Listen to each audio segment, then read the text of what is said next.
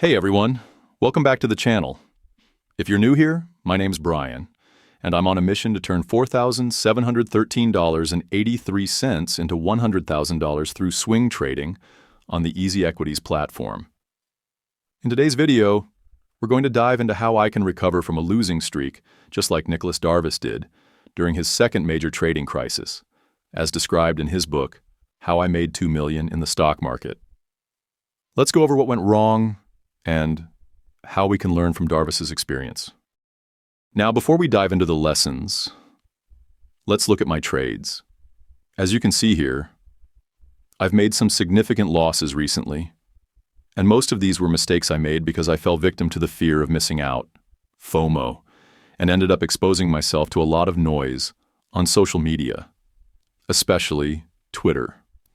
So, in 2024, I had a solid year in trading. It went well, and I thought, hey, let's take this up a notch. So I started a challenge to grow my account on Easy Equities while documenting the journey on YouTube and Twitter.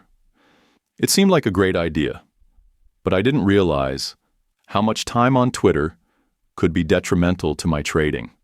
Sound familiar? Maybe you're going through something similar. Let me break it down for you. Just like Darvas, I lost my discipline because of the constant ideas and noise from social media. It's easy to get sucked into this whirlwind of stock posts, hot tips, and urgent updates. I began to abandon my strict screening criteria. At first, I didn't even notice the effect that Twitter was having on my decisions.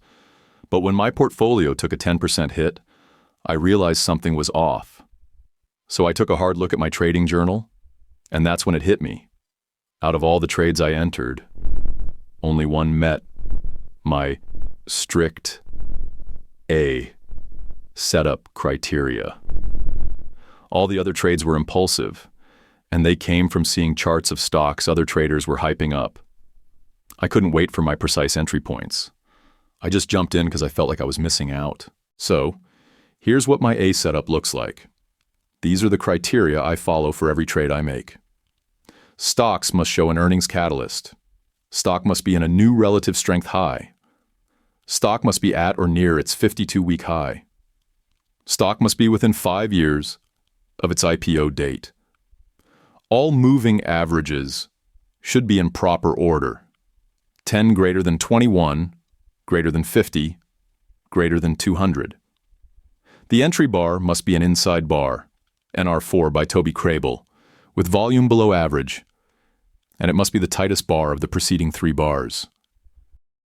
Let's look at an example of a successful trade I made in 2023, AFRM. As you can see here, it ticks all the boxes. 1. Earnings. Catalyst. AFRM had a strong earnings report. 2. It broke above its 52-week high. 3. The moving averages were in perfect order. 4. AFRM had been trading for less than 5 years, so it fit the IPO requirement. 5. The entry bar is an inside bar with volume below average and sitting right on top of the rising 10 EMA. And look what happened next. It went up 100%. This is the kind of setup I need to stick to. Now, let's look at some trades I made in 2025 and see where things went wrong. First, let's look at LMND. It started with an earnings catalyst, and it showed a new relative strength high. But here's where I went wrong. The moving averages weren't in the right order, and I still bought in, even though it failed my criteria. This was due to the pressure I felt from Twitter to act quickly. I ended up losing about 11%. Next, RKLB. The stock met all the criteria, except the entry bar wasn't tight enough and it wasn't an inside bar. But I bought it anyway because it was getting hyped up on Twitter. The lesson here is don't trade based on what others are saying, especially during market hours. Then there's APP, which I bought on February 13th. No proper setup, just a gap up. I couldn't even explain why I made the decision to buy it. Sure enough, I ended up selling it later for an 11% loss. This is where things get interesting. Nicholas Darvas faced similar issues years ago. He wrote, and I quote, "When I was abroad, I received no telephone calls, watched no ticker. The solution was whispering to me.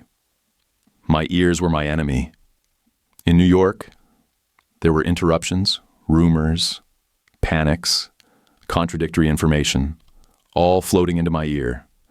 As a result, my emotions became involved with the stock, and my cold clinical approach had gone. So, what did Darvas do to fix this? He took action. Here's what worked for him, and what I'm now adopting. 1. Move away from distractions. Darvas physically left New York to regain focus. Similarly, I need to cut down on social media during market hours. 2. No broker calls? Darvas made it a rule not to take calls from his broker. For me, that means not reacting to real-time stock posts. 3. Don't read the news. Darvas didn't even read the financial section. I'm cutting back on reading random stock tips and news during the trading day. And I also want to share a piece of advice from Jesse Stein's book. He says, even more distracting than watching your own stocks trade from second to second is to watch the compulsive trading action of others. The more you watch other people trade, the more you will want to trade. Action is the enemy of success. So here's my key takeaway from all of this. If you're like me and feel the need to engage on Twitter or in any online forum, do so outside of market hours. This way, you won't be influenced by FOMO and the pressure to act immediately. Going forward, I'm going to limit my social media activity during market hours, and that should help me stick to my trading plan. All right, that's it for today's video. I hope this has helped you. If you've been struggling with the same distractions and FOMO, remember, the key to recovery, like Darvas showed us, is getting back to your strategy and cutting out the noise.